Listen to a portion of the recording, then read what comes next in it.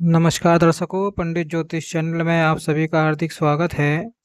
देखिए, सद्भाग्य साधकों के लिए सौभाग्य की ही बात है। और वो बात क्या है कि अक्षय तृतीया के तुरंत ही पश्चात अगर आप देखें तो 23 तारीख का जो गुरुवार है, अब वह महान दिवस है, क्योंकि एक तो गंगा उत्पत्ति है, गंगा सप्तमी है इस दिन। लेकिन उसके साथ साथ एक अन्य योग बन रहा है जिसकी हम बहुत ही धैर्यता से राह देखते हैं, और वो योग कौन सा है? वह है गुरु पुष्यामृत योग। तो आज मैं वही आपको बताने जा रहा हूँ, गुरु पुष्यामृत योग कब से शुरू होगा, कब पूर्ण होने वाला है, और उस गुरु पुष्यामृत योग में हम क्या कर सकते हैं।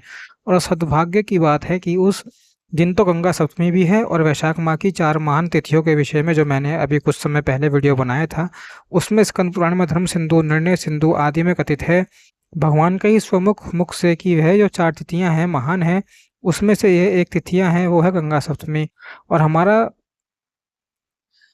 देखिए भाग्य अच्छा है तो उस दिन गुरु योग, अगर आपको आज का यह विषय वीडियो पसंद आता है तो लाइक कीजिए, चैनल सब्सक्राइब कीजिएगा, और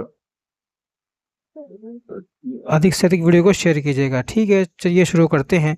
सबसे पहले तो यह जानिए कि इस दिन गंगा सप्तमी है, तो गंगा जी का पान, गंगा जी का स्मरण, गंगा जी का पूजन यथाशक्ति आपको जो भी ठीक लगे वो कर सकते हैं। मूल आज के विषय के बारे में बात करें तो गुरु पुष्यामृत योग इस 23 अप्रैल को गुरुवार को सप्तमी के दिन जो है रात्रि के 8:58 से शुरू होकर के सुबह सूर्योदय तक रहेगा। अर्थात 23 तारीख की रात्रि काल को यह शुरू होगा।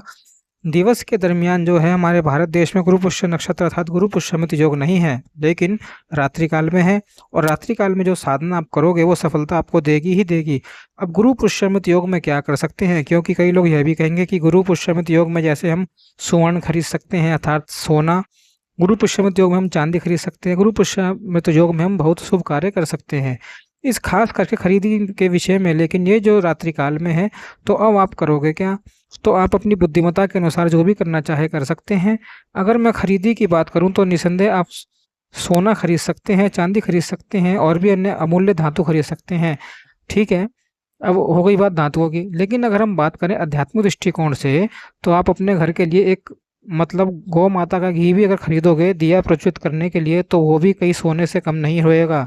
दूसरा, आप अपने घर के मंदिर के लिए ऐसे मानिए भगवान की मूर्ति खरीदना चाहते हो तो वह भी उत्तम है। आप अपने घर के मंदिर के लिए कोई भी किसी भी प्रकार का यंत्र, चाहे वह श्री यंत्र है, चाहे कोई बगलामुखी यंत्र है, चाहे आप गणेश यंत्र है, चाहे कोई भी भगवान का यंत्र है, वो खरीद कर अब इस गुरु पुष्यमित योग में अपने घर में स्थापित कर सकते हो। उसके अलावा ऐसे माला, आप जब माला जो आप रखते हो, जप माला हो, आप खरीद कर उस दिन उसकी प्राण प्रतिष्ठा कर सकते हो। उसका विशेष वीडियो विधि विधान से मैंने स्वयं बनाया है। प्रैक्टिकल ही कैसे प्राण प्रतिष्ठा कर सकते हैं, तो किसी भी माला की प्राण प्रतिष्ठा कर सकते हो, या फिर माला आप खरीद कर ला सकते हो। वो हमारे दूसरे चैनल पे आपको वीडियो मिल जाएगी। जप माला के लिए आप बैठने के लिए जो है आसन ले सकते हो। कहने का केवल इतना तात्पर्य है कि इस गुरु पुष्यमित योग में अगर आप खरीदारी के विषय में बात करें तो इसके अलावा भी, जैसे नया मंदिर हो गया, मंदिर के लिए जैसे एक भगवान का आसन हो गया, भगवान की मूर्ति हो गई, भगवान के लिए यंत्र हो गए, तो जो भी सारी चीज़ें हैं वो आप अपनी स्थिति के अनुसार, परिस्थिति के अनुसार खरीद सकते हो। यह बात हुई खरीदारी की। लेकिन अगर हम बात करते हैं कि भगवान को प्रसन्न करने के लिए, और उससे भी देश काल के अनुसार, जब सूर्यास्त के पश्चात का एक समय रहता है जिसको हम निश्चित काल भी कहते हैं, निश्चित काल, और वो शुरुआत गुरु पुष्यमित नक्षत्र की उसी काल से होने वाला है। ये हमारे सद्भाग्य की बात है। तो मैं आपको यह कहूँगा कि अगर आप जितना अधिक समय तक बैठ पाते हो, जितना अधिक समय तक, जैसे ही रात्रि काल में, जैसे मैंने कहा कि 8:58 से लेकर के सुबह सूर्योदय तक यह योग रहेगा, तो 8:58 लगभग मान के चलिए, रात्रि के 9 बजे से लेके आप अगर बैठ जाते हो, नॉन स्टॉप श्री सूक्त के पाठ कीजिए, संकल्प लेकर करके। संकल्प क्या है कि आपकी जो भी मनोकामना में, मनोकामना भगवान पूर्ण करे, पूर्ति करे। उसके लिए आप यथाशक्ति श्री सूक्त के पाठ कर रहे हैं या करने वाले हैं। आप चाहे तो श्री यंत्र के ऊपर अभिषेक आदि भी कर सकते हैं, तो वे भी एक ऑप्शन है। लेकिन अगर मैं कहूँ कि इस निश्चित काल रात्रि का समय है, तो अच्छे से भगवान के सामने, यंत्र के सामने गौ माता के घी का दिया प्रज्वलित करें, और श्री सूक्त के यथाशक्ति जितने भी पाठ अगर मैं करता हूँ, तो आप पूरी रात जाग भी पाते हैं, तो आप जाग कर कम से कम 120 पाठ का एक छोटा सा अनुष्ठान कर लीजिए। दशांश यज्ञ, तर्पण, मार्जन, ब्रह्म भोजन की चिंता मत करिए, दशांश पाठ थोड़े अधिक कर लीजिए, हो गया पूरा अनुष्ठान। उसके अलावा अगर आपको अचानक धन की प्राप्ति करनी है तो आप कनकधारा स्तोत्र के पाठ भी कर सकते हो। आप चाहे तो कुबेर मंत्र साधना भी इस रात्रि में कर सकते हो। आप चाहे कोई भी पाठ कीजिए, लेकिन अंत में मेरी तरफ से आपको सिर्फ एक सलाह रहेगी कि विष्णु सहस्त्र नाम का पाठ भी एक अवश्य कर लीजिएगा या सुन लीजिएगा, मेरे चैनल पर ही है। जब भी आप श्री सूक्तम कनकधारा स्तोत्र लक्ष्मी जी की कोई भी उपासना करें, उसके पश्चात की लक्ष्मी सहित नारायण की कृपा प्राप्त हो और आपके घर में सिर्फ लक्ष्मी ना आए, अभी तो नारायण भी आए, क्योंकि नारायण आएंगे तो लक्ष्मी स्थायी रूप से आपके घर में निवास करेगी। तो यह एक अच्छा काम आपको करना है, यह अच्छा काल मिल रहा है। श्री सूक्त और कनकधारा स्तोत्र हिंदी में मेरे दूसरे चैनल पे अवेलेबल है, उसका भी लिंक आपको डिस्क्रिप्शन वीडियो में मिल जाएगा, आप वहाँ से भी सुन सकते हैं। ठीक है, जितनी बार सुनेंगे उतना बढ़िया आप करिए या सुनिए, दोनों का फल एक ही मिलेगा। सुनने से भी उतना ही फल मिलता है, बोलने से भी उतना ही फल मिलता है। तो आप अगर कर नहीं सकते सुन लीजिए, बहुत पुण्य मिलेगा। इस काल में अपने गुरु के मंत्र का भी मतलब जो आपके गुरु ने जो आपको दीक्षा दी है किसी मंत्र स्तोत्र कवच पाठ की, तो पूर्ण श्रद्धा भाव से अगर आप वो भी करेंगे तो उसमें भी आपके कार्य सफल होंगे। जहाँ भी शंका होगी आपकी नाव डूब जाएगी, लेकिन श्रद्धा होगी, गुरु पर भाव होगा आपका, तो प्राप्त हुआ है शिक्षा दीक्षा के माध्यम से वह आपके कार्य होंगे ही होंगे।